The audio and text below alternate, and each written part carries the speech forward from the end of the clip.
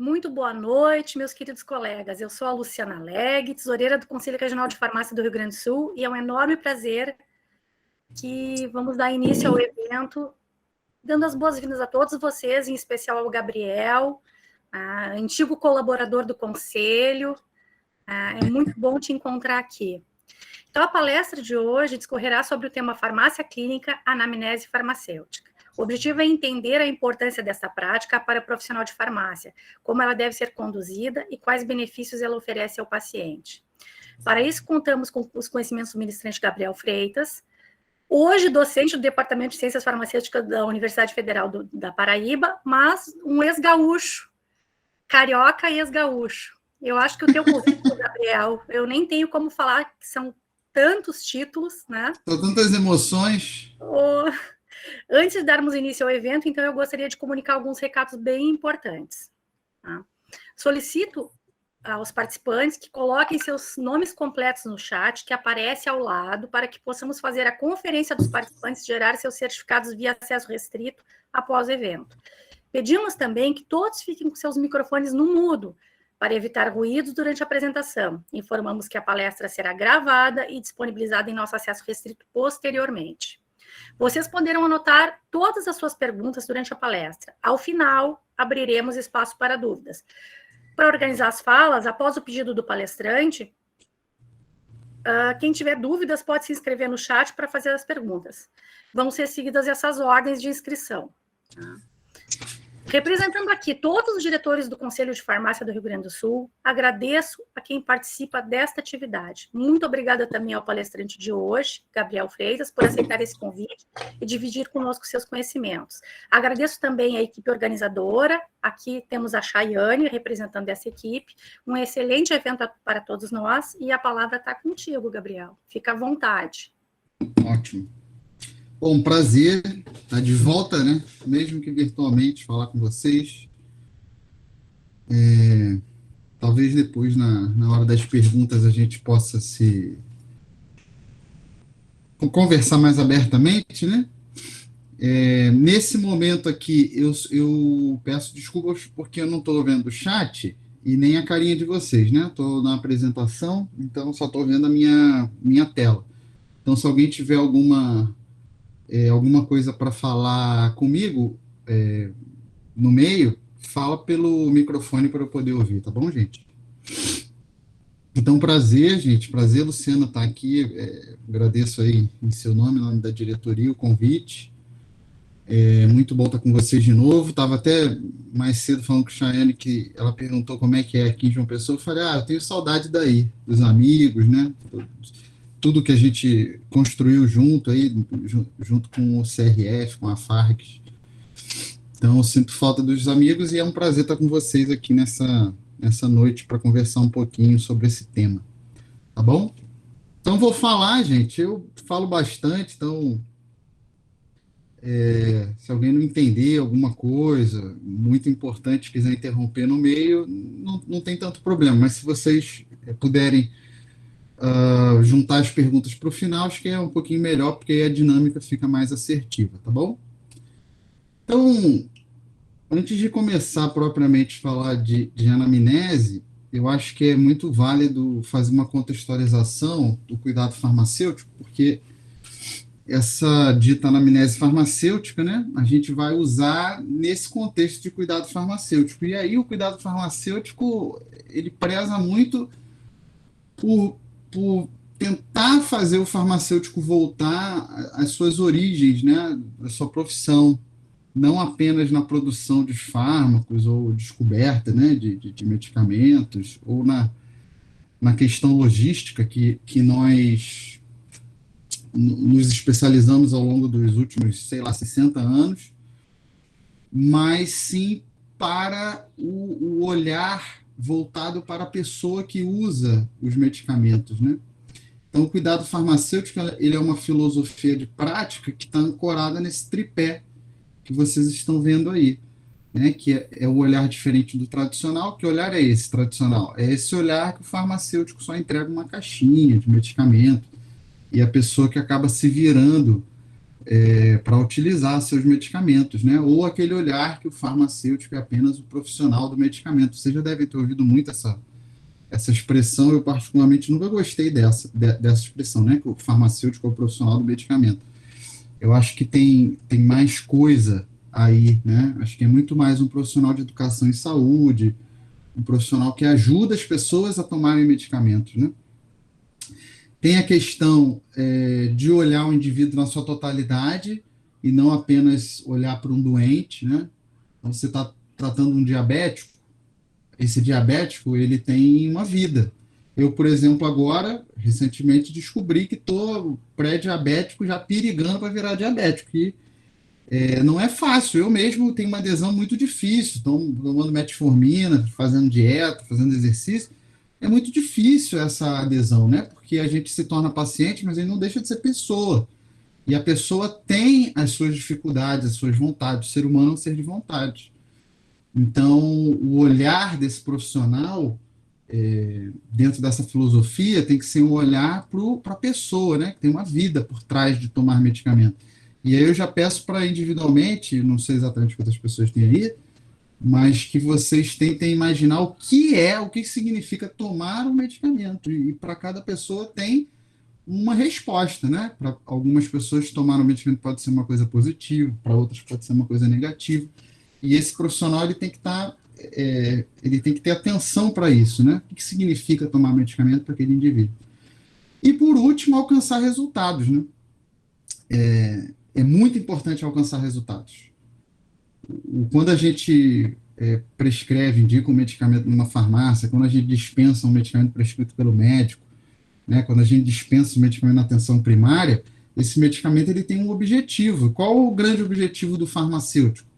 O grande objetivo do farmacêutico, de todos os profissionais de saúde, é não causar dano. É o primeiro. Tá? O medicamento ele é um produto que não está livre de problemas. Todo medicamento pode causar problemas. Óbvio que, para um medicamento entrar no mercado, ele passa por diversas fases de testes. Uma dessas fases é para a gente saber se o risco é menor, né, do que o benefício que o medicamento causa. Então, quando a gente pega uma bula de medicamento e vem lá na bula, simvastatina causa dor muscular, né? Como a gente repete isso muitas vezes, a gente pode acreditar que 50% dos pacientes que usam simvastatina vai ter dor muscular.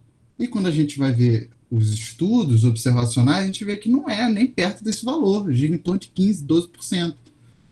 Então é óbvio que o medicamento ele tem risco, mas o risco é pequeno, né? Se fosse grande, esse medicamento não chegaria no mercado, porque no meio dos testes, se pararia o uso por verificar que um evento adverso grave ou alguma coisa muito prevalente que causa dano está acontecendo. De toda forma, todos os medicamentos têm algum risco. Se eu penso numa população de 100 pessoas e o risco é 1%, bom, só uma pessoa tem chance de ter esse risco, né? De ter esse evento. Só uma pessoa tem risco de ter esse evento. Agora, se eu for observar que um medicamento vai ser usado por bilhões de pessoas, e 1% de bilhão já é muita gente. Então, nosso primeiro objetivo é não causar dano. Então, quando a gente trabalha numa farmácia e chega alguém pedindo uma coisa para diarreia, por exemplo, eu preciso ter algumas perguntas, que é o que a gente vai ver mais para frente, que vão me dar segurança em diminuir esse risco e fazer com que o objetivo principal seja alcançado. Qual é o objetivo principal? Diminuir ou acabar com aquela queixa daquele paciente, né? Mas a gente precisa ter em mente que não devemos causar dano. E aqui vem um grande problema nosso enquanto farmacêutico. E deixo para que vocês reflitam. Na nossa prática de indicar medicamentos, nós sabemos muito pouco do resultado que essa indicação causa. Então, nessa palestra aqui podem ter farmacêuticos que estão formados há 6 meses ou farmacêuticos que estão formados há 40 anos. Não interessa, não importa. Nós sabemos muito pouco do resultado prático da indicação que eu fiz. O que eu quero dizer com isso? Chega alguém com febre para eu atender, eu prescrevo uma dipirona. Quantas pessoas que eu indiquei dipirona na minha vida que eu sei que realmente aconteceu? O que pode ter acontecido? A febre pode ter passado, a febre pode não ter passado, ela pode ter tido uma reação adversa à dipirona, ela pode ter ido para a emergência por causa dessa reação adversa, ela pode ter morrido. Eu não sei. A gente sabe muito pouco. A gente sabe muito pouco dos resultados das nossas intervenções. Isso, historicamente, é um problema, né? Com a filosofia da prática da farmácia clínica, uma das etapas é registrar o que a gente faz. E com o registro, é possível que a gente entenda os resultados da nossa intervenção. Mas isso ainda é muito escasso, né? Na nossa prática aqui brasileira. Então, gente, tenham sempre em mente que eu preciso diminuir o máximo o risco, ou seja, eu preciso tentar eliminar com a anamnese as contraindicações, as possíveis interações farmacológicas, as possíveis interações orgânicas com uma doença de base, que a minha indicação vai ter, que a minha intervenção vai ter, para que eu reduza o máximo o risco, porque essa é a minha principal função, gente.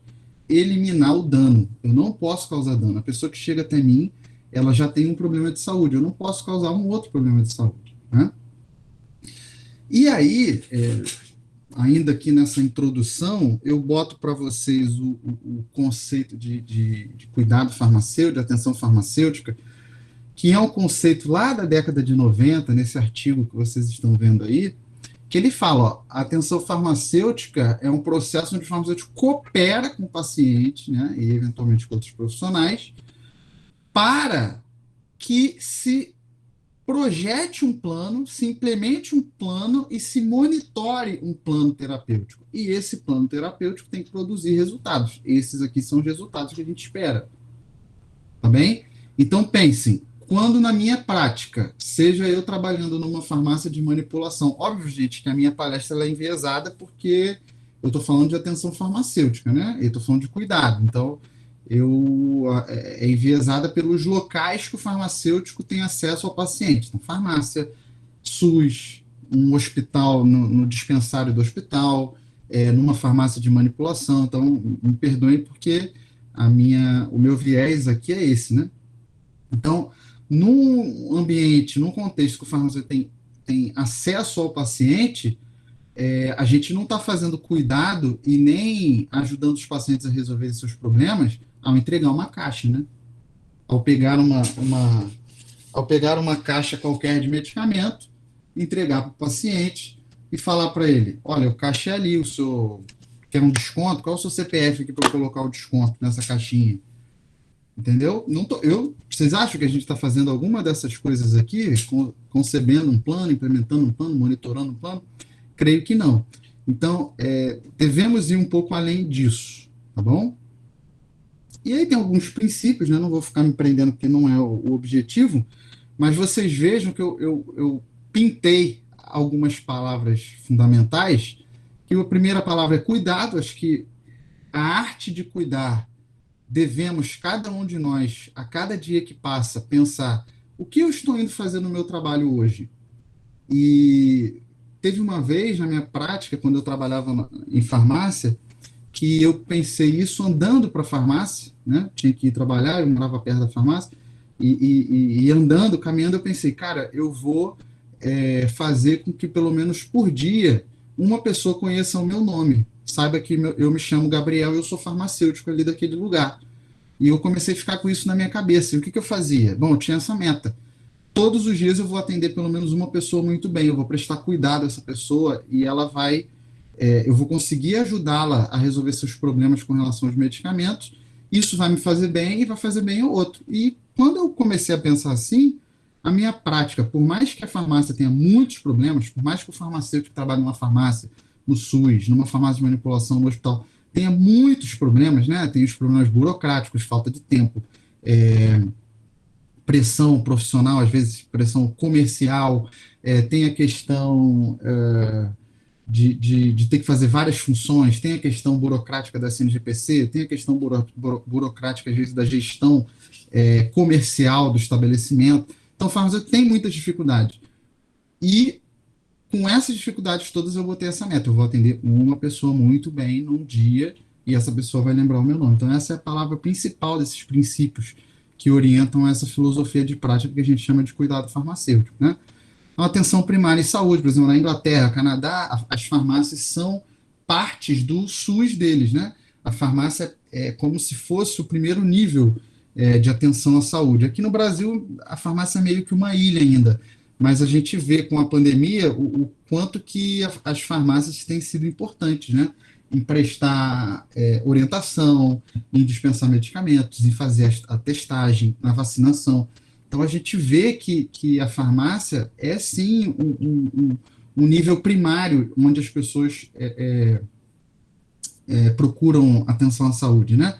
E nessa, o farmacêutico tem que conseguir se comunicar e fazer uma boa anamnese para ele entender o quê? Se ele vai encaminhar ou se ele vai resolver o problema daquela pessoa. Se está ao meu alcance resolver ou se não está ao meu alcance resolver, né? Então, um outro princípio é sempre pensar na promoção do uso racional, né? Tomar as decisões baseadas em evidência, né? Hoje a gente está, desde que a pandemia começou, a gente está numa avalanche de fake news, numa avalanche de anti-ciência, né? De anti-vacina, numa avalanche de besteira que a gente vê na internet, de pseudo-intelectuais, pseudo-cientistas, que não conseguem interpretar dados epidemiológicos, não conseguem interpretar dados farmacológicos, não conseguem interpretar dados clínicos, e distorcem a informação, distorcem a evidência ao bel prazer, por interesses políticos, interesses comerciais, interesses ideológicos. Então, o farmacêutico, o profissional de saúde, ele deve orientar sua prática baseada em evidências, né?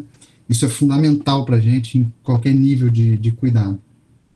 E saber se comunicar bem e saber documentar o processo de trabalho. Tá bom? Então, resumidamente, os serviços clínicos, eles são inspirados aí na filosofia do cuidado, sempre visa melhorar o processo de uso de medicamentos, visa que eu melhore a qualidade de vida e melhore os resultados clínicos dos pacientes, e o foco é no paciente. Tá? Aqui em 2017, eu participei da construção de um documento pelo Conselho Federal de Farmácia, que, se vocês puderem procurar no Google aí, faz muito bem os farmacêuticos tomarem conhecimento desse documento, que se chama o Arcabouço Teórico e Conceitual dos Serviços Farmacêuticos, né?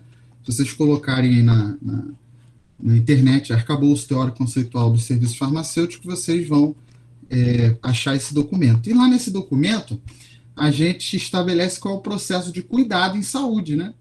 Então, você vê aí que o processo de cuidado de saúde, ele começa com um profissional. Aqui eu estou falando do farmacêutico, mas isso serve para qualquer um, tá? Qualquer profissional de saúde.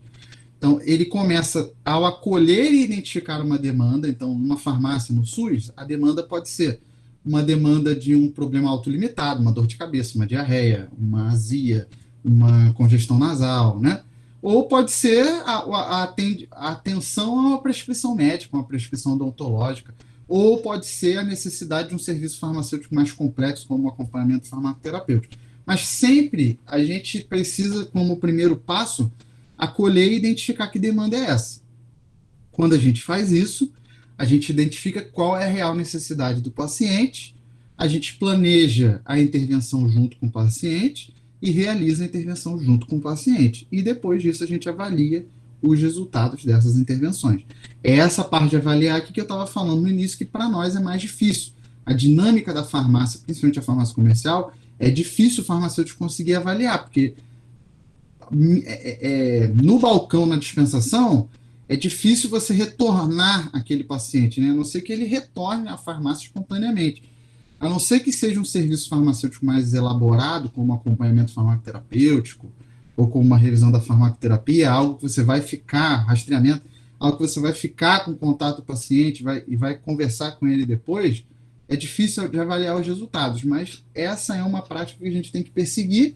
Por quê? Porque o nosso objetivo é ter resultados, então eu preciso conseguir avaliar o resultado para saber se a minha intervenção está sendo útil ou não, tá bom? E óbvio que nesse processo aqui todo, o que vai acontecer? A comunicação, tá? Então aí a gente entra Na questão da semiologia, que é o que é a ciência, vamos dizer, é o estudo básico do que a gente vai falar essa noite. E a semiologia, gente, está aí, nada mais é do que estudo de sinal e sintoma, tá? É uma ciência que ela serve para o diagnóstico clínico. Quando a gente usa essa palavra diagnóstico, ela é um pouco problemática para a gente, tá? Porque quando a gente pensa em diagnóstico, 99,9% das vezes a gente está pensando em diagnóstico nosológico, diagnóstico de doença. E essa é uma prática que o farmacêutico não tem amparo legal, tá bom? Mas eu não estou falando desse tipo de diagnóstico, tá bom? O farmacêutico faz sim os seus diagnósticos. Lá no passado, a gente chamava isso de PRM. Eu não gosto muito dessa expressão, né? Problema relacionado a medicamento, porque isso já ficou no passado, é algo muito teórico e pouco prático. Mas para quem aí já estudou alguma coisa e sabe o que é PRM, esse era o nosso diagnóstico, tá? Então, hoje, quais são exemplos de diagnóstico do farmacêutico? Bom, o farmacêutico pode fazer um diagnóstico de um problema autolimitado. Ele pode fazer o diagnóstico de uma reação adversa, ele pode fazer o diagnóstico de uma interação medicamentosa, ele pode fazer o diagnóstico de uma falta de adesão. Entendem? Isso é parte do nosso diagnóstico. E é a partir da avaliação deste problema, que é o nosso diagnóstico, que a gente vai intervir. Tá bem? Então, nós fazemos também, mas não é esse diagnóstico nosológico. Não me cabe, por exemplo, ao medir uma pressão, seguindo todas as recomendações, toda a metodologia certinha para medir pressão, para ferir pressão, não me cabe, farmacêutico, dizer este paciente é hipertenso. Não me cabe fazer este tipo de diagnóstico. Me cabe encaminhá-lo ao médico, e o médico, com a minha consulta, com os dados da minha consulta, vai ou pedir exames complementares ou vai fazer o diagnóstico de hipertensão. Entende? Então, nesse caso, o meu diagnóstico é suspeita de hipertensão. E, assim, melhor ainda dizendo, para ficar 100% certo, é resultados de pressão arterial acima da meta indicada. Ponto, acabou. Tá bom? Sendo bem objetivo. Então, gente, a gente chega nessa diferenciação de sinal e sintoma, que são duas coisinhas diferentes que muita gente acha que é sinônimo, mas não é, tá bem? Então, sintoma é tudo aquilo que o paciente percebe, né? São as percepções humanas. Então, eu posso estar preocupado, isso pode ser um sintoma. Eu posso estar, vamos pensar, eu posso estar com dor na articulação, eu posso estar com mal-estar, posso estar com fraqueza, eu posso estar com coceira, eu posso estar com náusea, posso me sentir enjoado, posso estar com dor de cabeça. Então, tudo isso são coisas que eu percebo e, subjetivamente, eu explano, eu falo, eu reclamo, eu me queixo, tá? Já o sinal é o achado do profissional de saúde que está examinando o paciente. Então, geralmente, os sinais são dados que eu quantifico, são números. Então, quando eu faço um exame de sangue, eu vejo lá a hemoglobina glicada, quando eu vejo lá as enzimas hepáticas, quando eu vejo lá a creatinina, quando eu vejo lá a taxa de filtração glomerular. Então, são dados quantificáveis. Que vazou um áudio.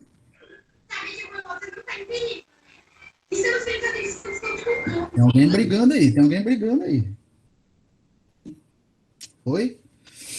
Então, pessoal, essa é a grande diferença. Não são sinônimos, tá bom? Existem algumas condições que vão ser sinal e sintoma. Por exemplo, febre. A febre eu sinto, né? Eu percebo meu corpo mais quente e eu posso também aferir. Mas é bem raro você ter uma condição que seja sinal e seja sintoma. Na realidade, febre nem é um bom exemplo, porque muitas vezes a pessoa fala, estou com febre, e faz assim, tá? Isso aqui não é medir febre, né, gente? Isso aqui não é medir febre. Então, a febre, ela pode ser um sintoma e não ser um sinal, porque você pode se sentir quente, vai medir e está com 37 graus, tá bom? mas tem essa diferença aí do que é sinal e do que é sintoma. Isso vai fazer sentido quando a gente vai registrando os nossos achados, tá bem? Então, ó, nós vamos aplicar algumas técnicas, né?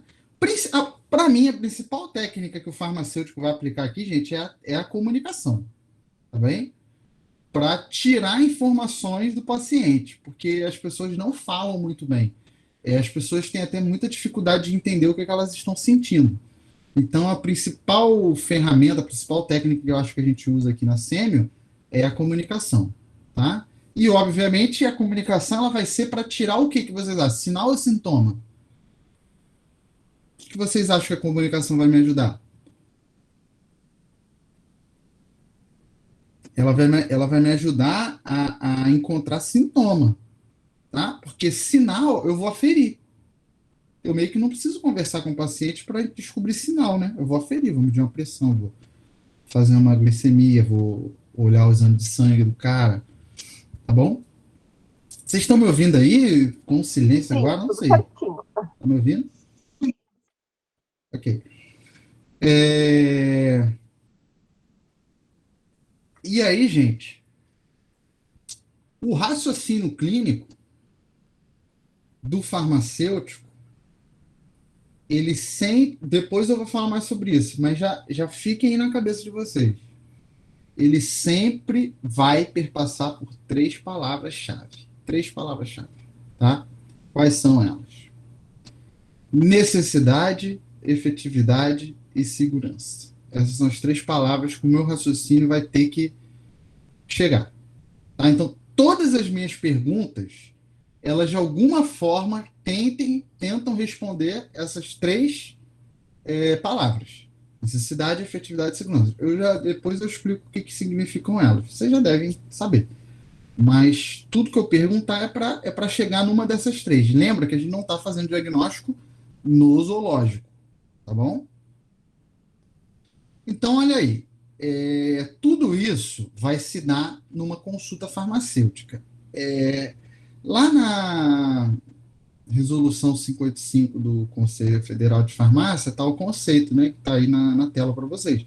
Ato demandado pelo paciente ou pela equipe de saúde, no qual o farmacêutico busca prevenir ou resolver problemas ligados à saúde, à farmacoterapia e um processo de colaboração direta entre o paciente e a equipe, tá? Com o paciente e com a equipe.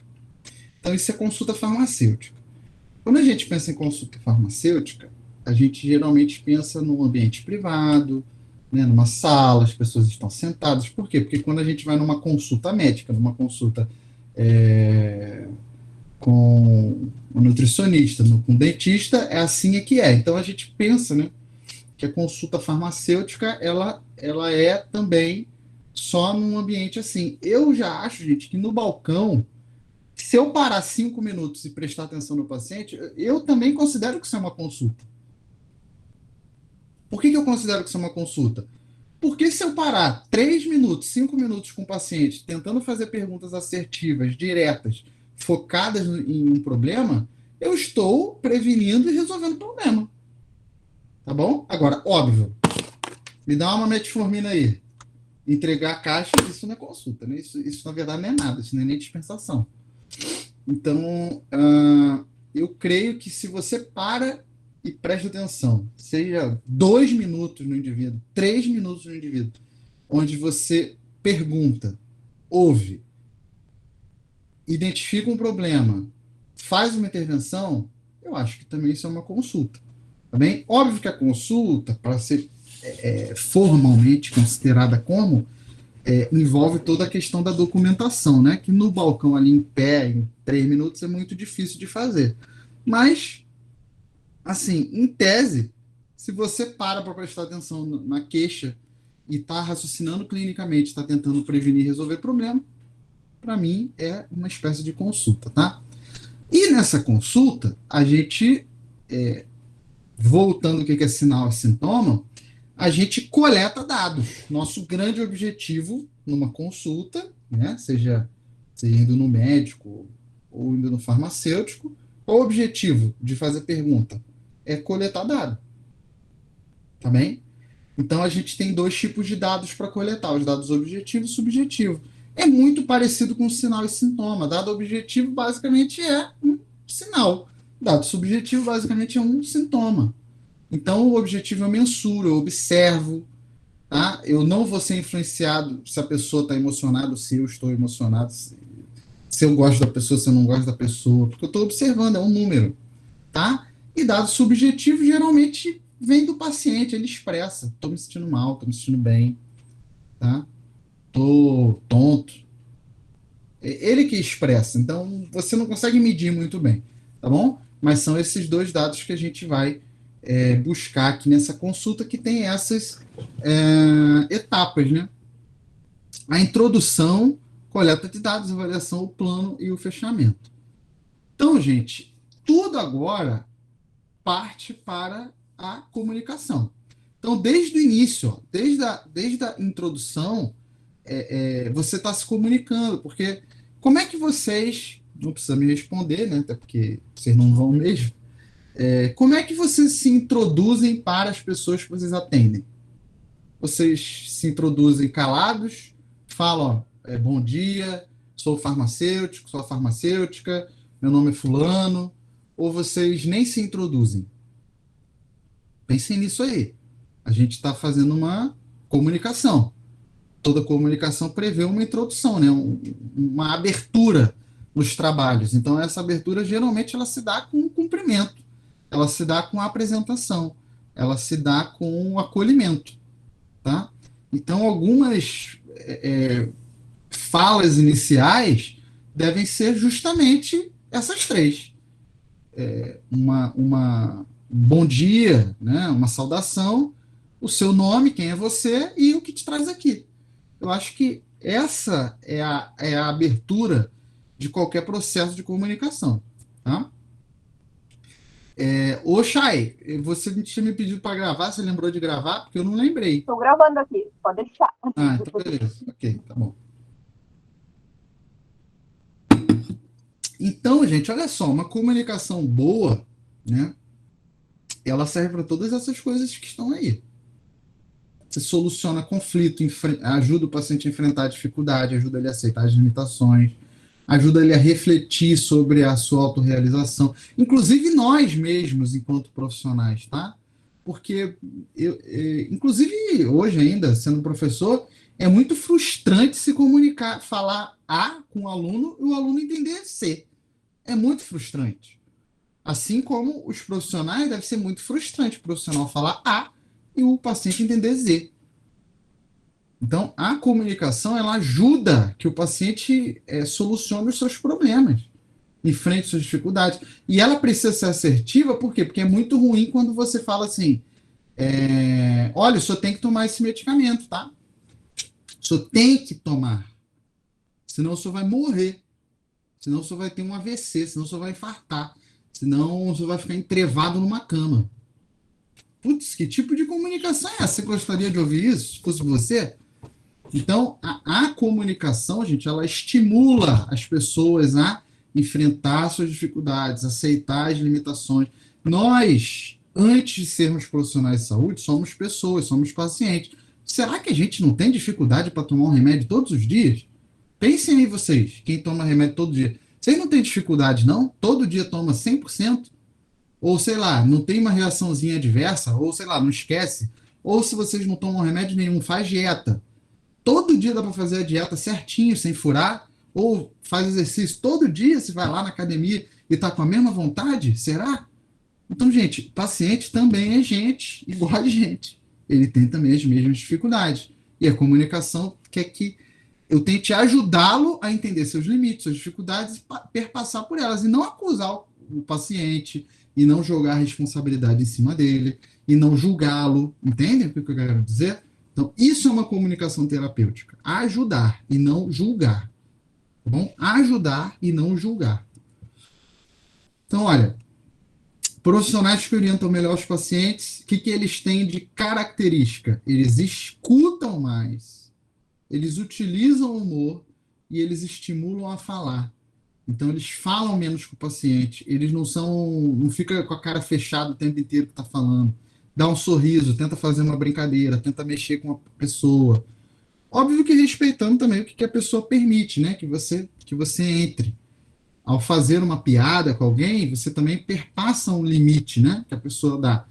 Mas as pessoas que orientam melhor, o que elas fazem? Elas escutam mais, conseguem brincar com a pessoa e fazer o ambiente ficar leve, mesmo que você tenha que dar uma má notícia, e isso é muito difícil, e estimula as pessoas a falarem, né? E esses profissionais que fazem isso, que têm estas características, o que eles conseguem? Conseguem informação mais fácil. São mais seguros. Nossa, gente, nada é pior do que você ir num profissional de saúde, uma consulta com qualquer um que seja, e você sentir que a pessoa está perdida. Não tem nada pior do que isso. Assim como não tem nada pior que para um paciente ir numa farmácia e sentir que o farmacêutico que atendeu ele está perdido, está inseguro. Por quê? Porque a pessoa está insegura, ela fica estressada, fica ansiosa e ela comete mais erros. Então, a pessoa que se comunica bem, ela comete menos erros, ela está mais segura. A sua satisfação, inclusive, com o trabalho é melhor, tá bom? E aí temos esses recursos que são importantíssimos para o nosso processo aqui de anamnese, tá? Então, acolher é humanizar, gente, humanizar o atendimento, é você atender o outro como você gostaria de ser atendido numa situação que você está em sofrimento. Pensa assim, ó, se uma pessoa vai numa farmácia, vai numa UPA, vai numa atenção básica, vai no médico do plano de saúde, ela não está bem, galera. Ela não está bem, ela está em sofrimento. Esse sofrimento, ele tem graus. Pode ser uma dor, e essa dor está fazendo a pessoa sofrer muito. Pode ser um problema de saúde mental, e isso está fazendo a pessoa sofrer muito. Ou a pessoa simplesmente agora com Covid está em dúvida, está com uma falta de ar por causa de uma gripe, e está nervosa, está ansiosa. Tá? Então imagina como você em sofrimento gostaria que você fosse atendido. Melhor ainda, imagina você que tem uma mãe, uma avó, um pai, um avô, que está em sofrimento, como você gostaria que essa pessoa fosse atendida? É assim que a gente espera ser atendido pelo farmacêutico também, com humanidade, entende?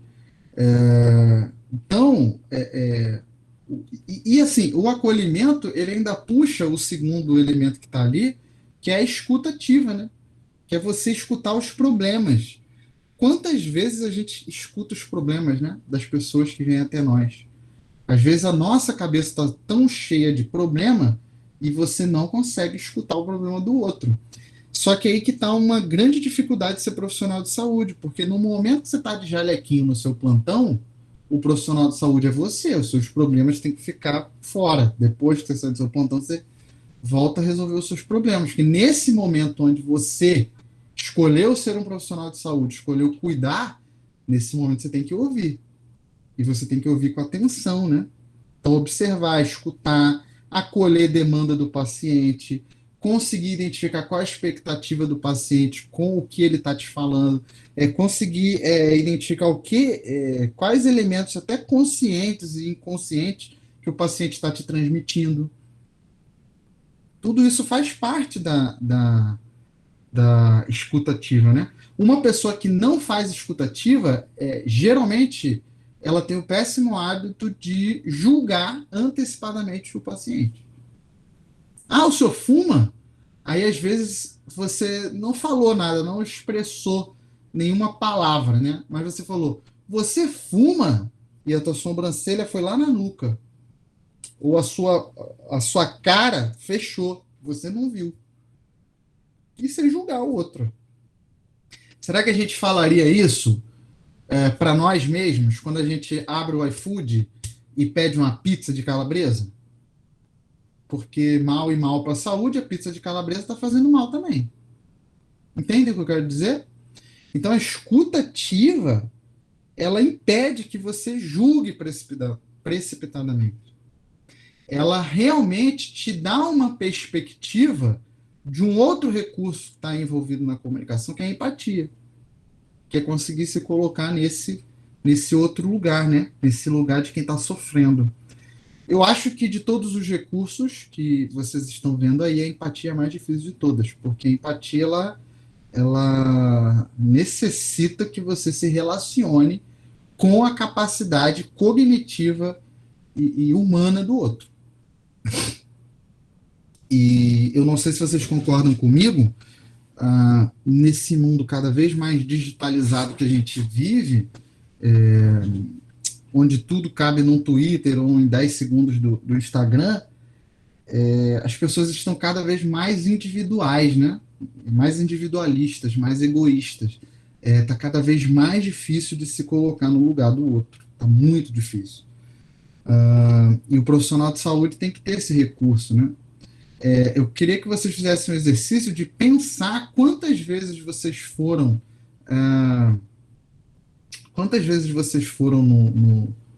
em algum médico, em algum profissional de saúde, que vocês sentiram que ele se colocou no seu lugar.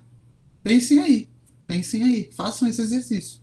Quantas vezes vocês foram no médico, num dentista, e você sentiu que esse cara realmente se preocupou com as suas queixas? E depois de você fazer esse exercício, pensem na prática de vocês, seja ela numa farmácia de manipulação, uma drogaria, no SUS, quantas vezes no dia chegou uma pessoa lá e você realmente se preocupou com ela? Pensem nisso, tá bom? Pensem nisso. E um outro recurso importante, que é a assertividade. Assertividade talvez seja o recurso mais importante para o profissional. Todos esses recursos que eu falei até agora são importantes para o paciente, mas a assertividade é importante para mim, profissional. O que é assertividade? Assertividade é você não se sentir mal com o que você está fazendo.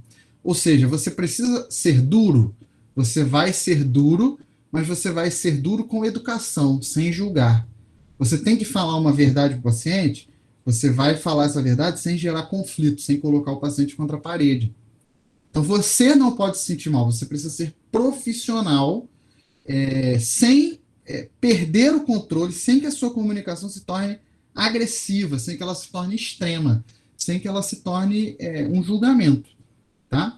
Então, a assertividade ela ainda fala que você precisa usar as melhores evidências para dar informações curtas, informações que você falou A, a pessoa entendeu A, porque não é uma palestra que você está dando, você vai dar informação de 3 segundos, 5 segundos, né? Então, são informações curtas, pontuais, que façam a diferença, né? Não é o prefácio do livro, é o objetivo principal do livro, entende? Então, a assertividade ela tem esses componentes.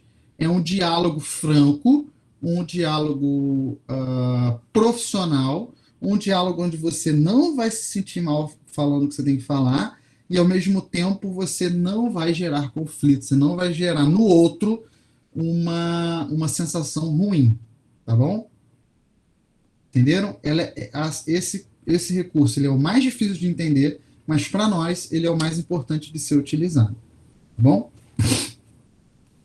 A arte de questionar, gente, leva muito em consideração os tipos de perguntas que a gente faz, né? Se são perguntas abertas ou fechadas.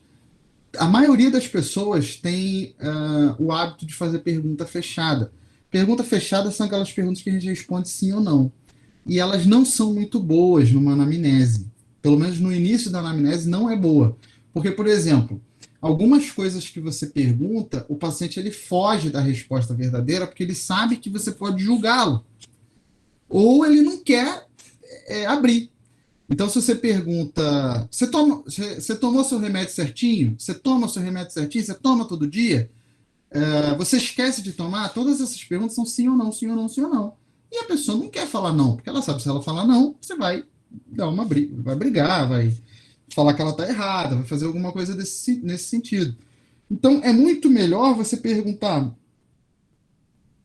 quantas vezes você esquece? Quantas vezes você deixa de tomar por semana? Né? Lembre-se sempre de quem, de onde, de porquê, de quando, de como. Então, perguntas que começam com como, porquê, onde, quando, não se respondem com sim ou não. A pessoa precisa pensar. Sempre que eu pergunto uma coisa que você precisa pensar, a tua resposta ela vai ser mais verdadeira. Ou se você quiser mentir, você vai demorar para responder, porque você tem um delay de raciocinar a mentira. A verdade, ela vem muito mais fácil, né? Ela é direta, porque é o que acontece, é o que a sua memória puxa direto. Quando você precisa mentir, você tem um delay para criar uma história, uma fantasia. Então, tentem sempre perguntar de forma aberta. Depois que você faz perguntas abertas, você pode sim fazer perguntas fechadas para esclarecer, para direcionar a tua conversa, entendeu? Então, eu encorajo vocês a mudar perguntas que se respondem com sim ou não para perguntas que vão ser respondidas através de perguntas como quando, onde, por quê, né, como. Isso é melhor, tá bem?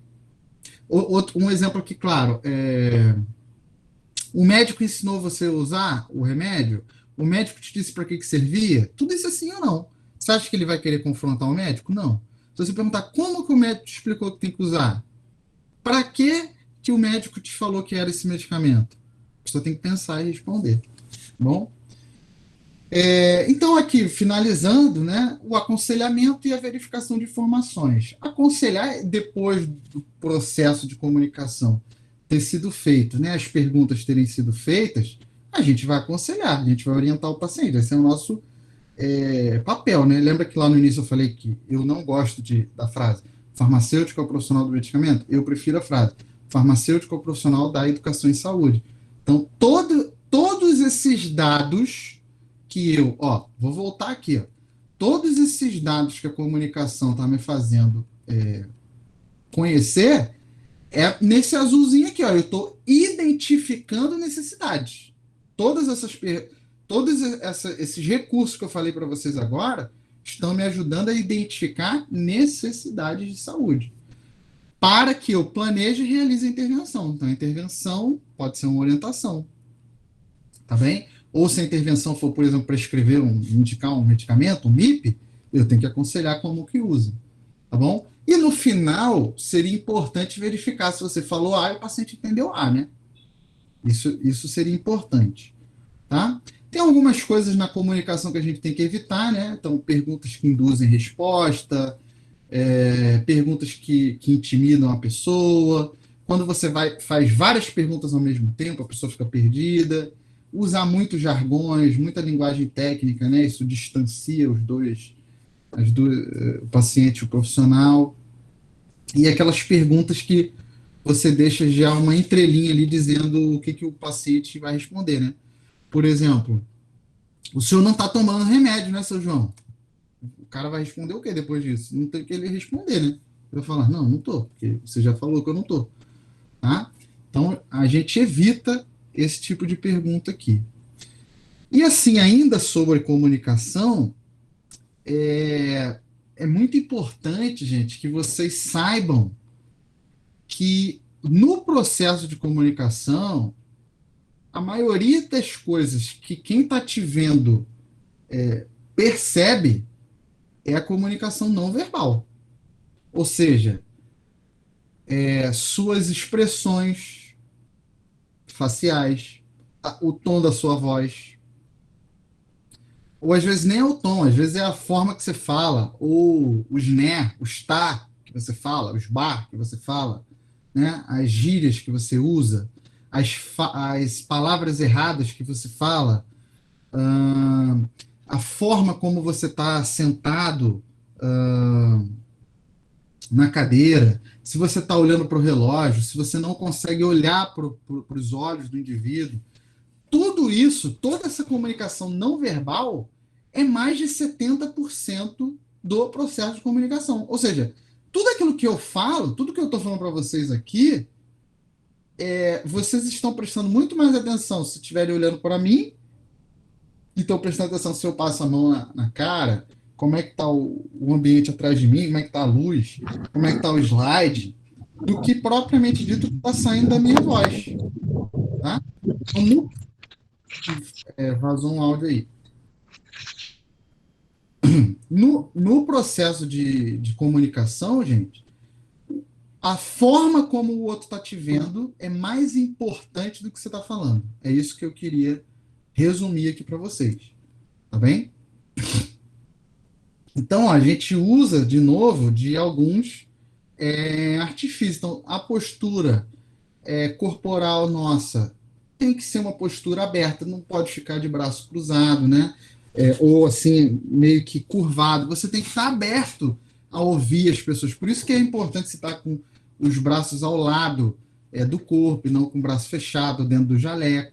Você tem que ter uma postura de acolhimento, né? Se você estiver sentado, que esteja ereto, não esteja todo largado na cadeira, né? Não pode ficar olhando para o chão, tem que olhar para os olhos do paciente, da pessoa, né? Tem que sempre fazer o contato visual, principalmente quando você está falando, você está dando uma informação, né? Você ouve. Você está ouvindo. Quando você vai dar uma informação, precisa ter contato visual. Você precisa olhar para a cara da pessoa. Se você está falando, olhando para cá, ó,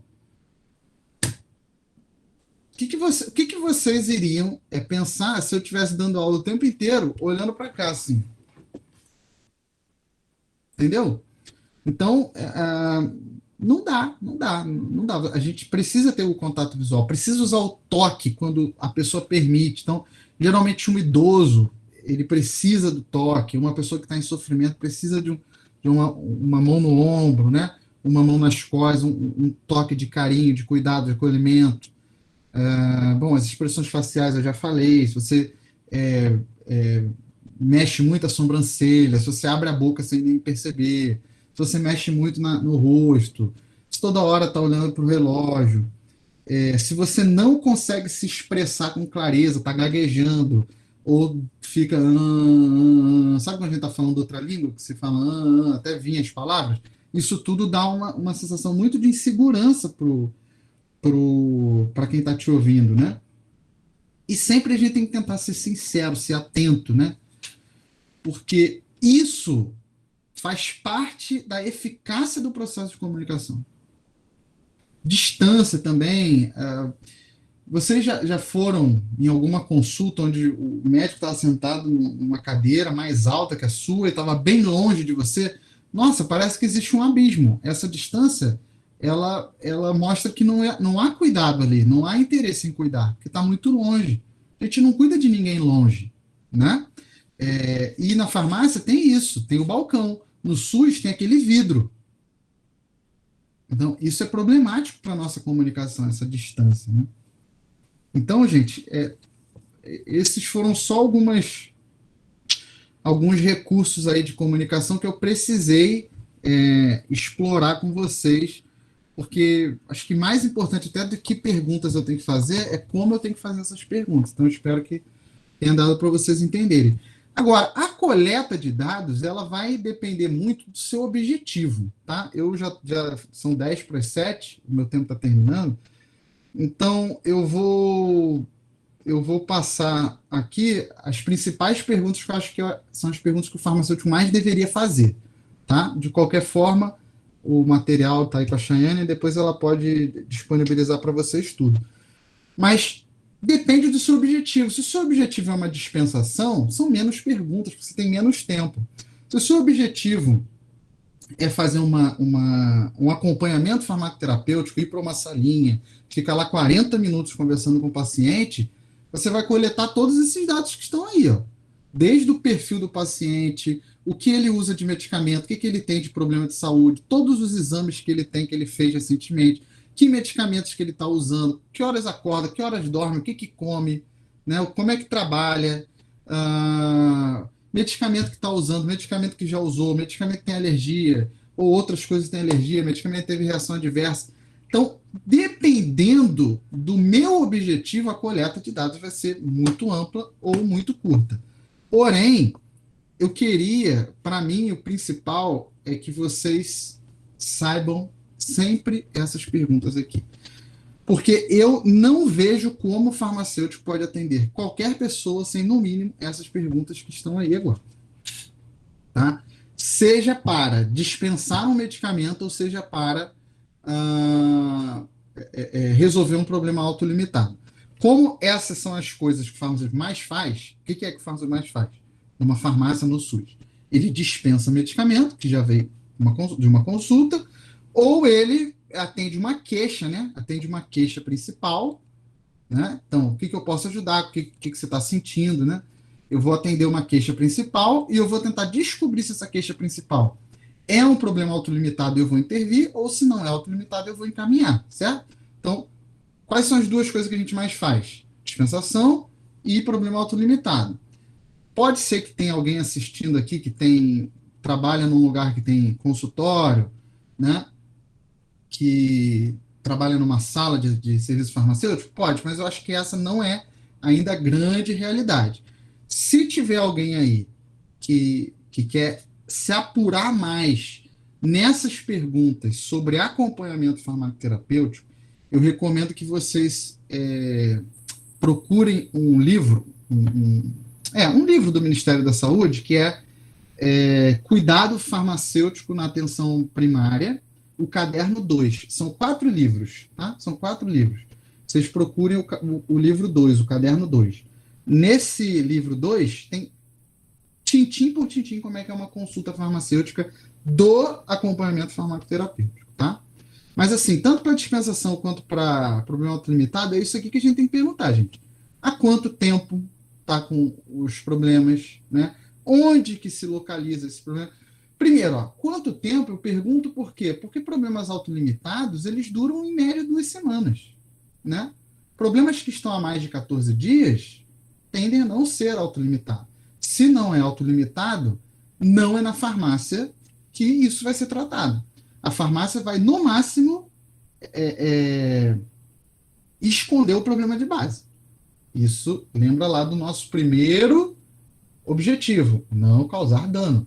Quando eu escondo um problema de base, eu estou causando dano a longo prazo, tá bem? Então, tempo importante. Onde que está o sintoma? Quando os sintomas são difusos, geralmente não é autolimitado, tá? Problemas autolimitados são bem restritos a uma área. Qualidade, quantidade, é basicamente a gente perguntar, me explica como é esse sintoma. Então, me diga tudo o que você sente. Então, se é uma dor de cabeça, a pessoa chega com dor de cabeça e pergunta, onde é a dor? Como é a dor? Ela lateja, ela aperta, ela é no olho, ela é na nuca, ela é na cabeça toda, entende? Então, são perguntas que eu vou fazer para identificar. É enxaqueca, é migrânia, é cefaleia em salvas, é cefaleia tensional, tá bom? Quantidade e severidade. Na farmácia, a gente não trata nada que é grave. Então, se a pessoa chega com um sinal, um sintoma na farmácia, né? Um sintoma, perdão, e ela diz que é grave, que é a pior dor que ela já sentiu, não é na farmácia, é no caminho. Entende por que é importante essa pergunta? Ambiente, tem algumas questões que o ambiente ele piora, aí já pega a pergunta de baixo, que é o que é grave, o que alivia. Então, tem situações e tem ambientes que pioram o problema. Por exemplo, de novo, dor de cabeça. Geralmente a luz, o som, o cheiro piora a dor de cabeça quando é enxaqueca.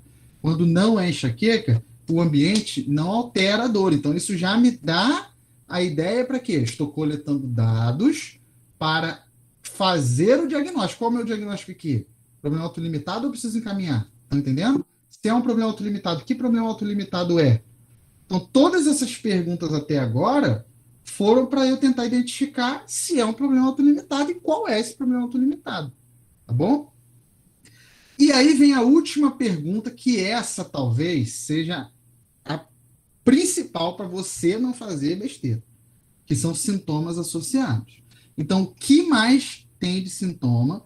E no sintoma associado, eu sempre gosto de perguntar, a senhora toma outro medicamento? A senhora tem outra doença? Por que isso, gente?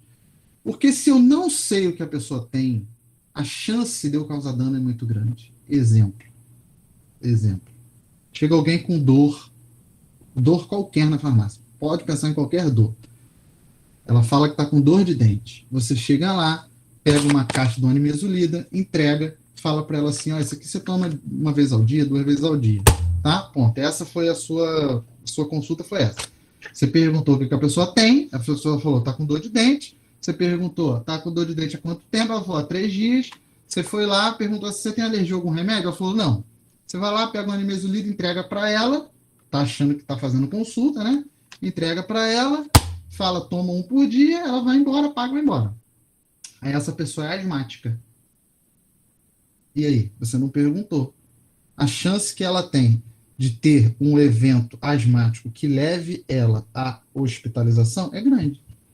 Lembra quando eu falei que a gente não sabe os resultados da nossa intervenção? Esse é um exemplo. Quantos AINES a gente já deu por aí e a gente não sabe o que aconteceu? Não tem nem como responder essa pergunta. Tá entendendo? Ou, por exemplo, essa pessoa ela não é asmática, mas ela já infartou. A ianimesulida é um AINE que é extremamente contraindicado para pessoas que têm alto risco cardiovascular. E todo mundo que já infartou tem alto risco cardiovascular.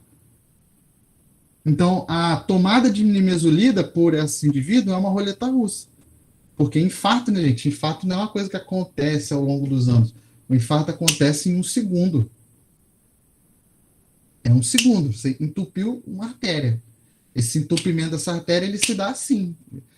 Você tem um processo aterosclerótico, esse processo aterosclerótico rompeu o endotélio, esse rompimento, essa lesão endotelial gerou acúmulo de plaqueta, essas plaquetas tamparam a lesão e tamparam o vaso. Pronto, infartou.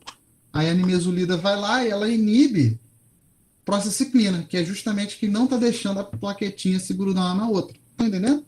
Então, quando a gente intervém sem saber o que a pessoa tem de base, a chance de causar problemas é muito alta. E como eu, na farmácia, no SUS, geralmente não anoto nada, não avalio nada, fica difícil eu saber o que aconteceu na minha intervenção.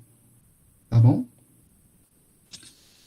E aí, gente, para finalizar, deixa eu finalizar aqui com um slidezinho. Isso aqui tudo ó, é mais para acompanhamento farmacoterapêutico, tá? Eu queria finalizar com isso aqui. Ó. Uma das observações que eu tenho que sempre dar para os pacientes é a adesão, né? E a adesão, gente, a não adesão, ela é multifatorial. Primeiro que começa de ter não adesão intencional e não adesão não intencional. Então, isso já parte do pressuposto da capacidade cognitiva do indivíduo. Quando ele não adere intencionalmente, ele tem valores por trás que fazem ele não aderir. Por exemplo, vacina, agora para a Covid. É intencional o cara falar, não vou me vacinar, a despeito de todas as evidências que nós temos, tanto de segurança quanto de efetividade. Né? Então, não quero. Ponto, não quero. Não quero tomar minha metformina porque não sinto nada com essa diabetes, então não quero tomar. Não quero tomar metformina porque eu já tomei e me deu diarreia, eu não quero ter diarreia. Então, isso é intencional. Você precisa descobrir a raiz dessa intencionalidade. Qual é o valor que está levando? Às vezes é crença religiosa, sei lá. Às vezes é a mãe que falou, a família que falou, o vizinho que falou. Não sei. Tá? E essa não adesão não intencional, ela é mais difícil de você contornar, mas ela é mais fácil de você descobrir.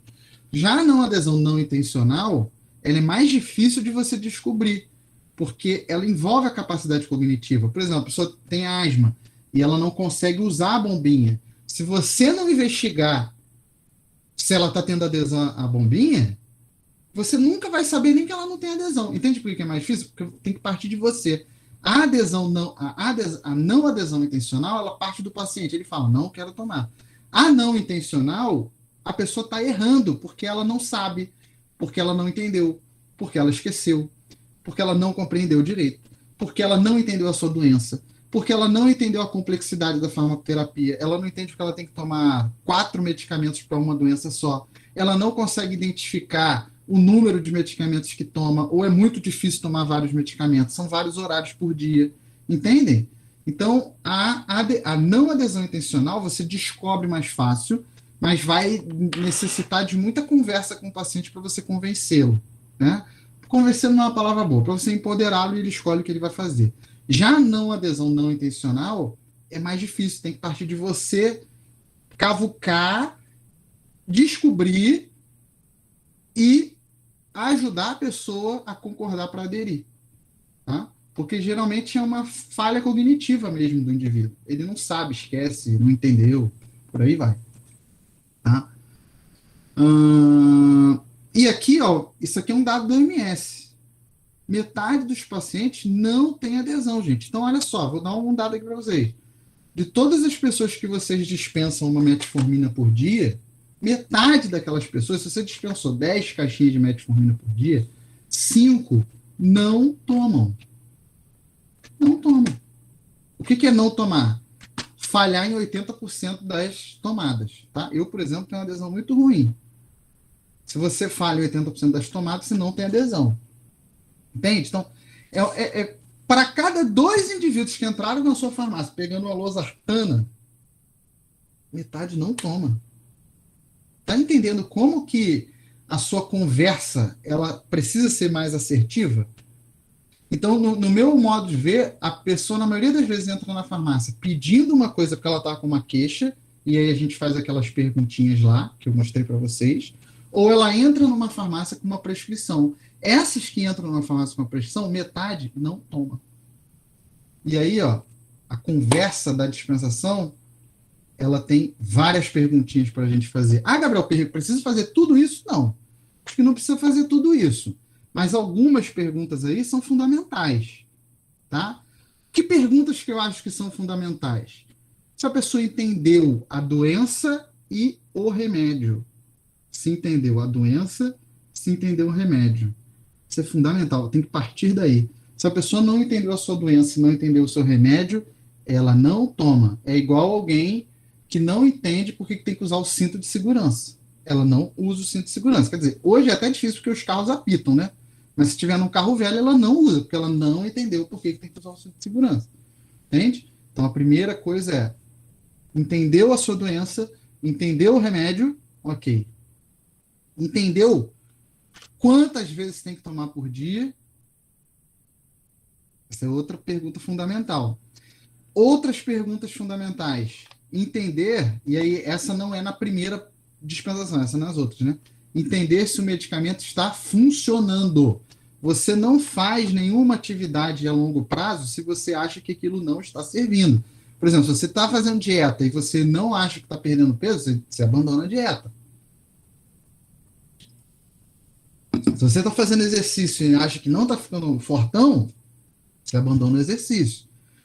Então, ensinar a pessoa a entender que o remédio está funcionando. Essa é outra pergunta importante da dispensação.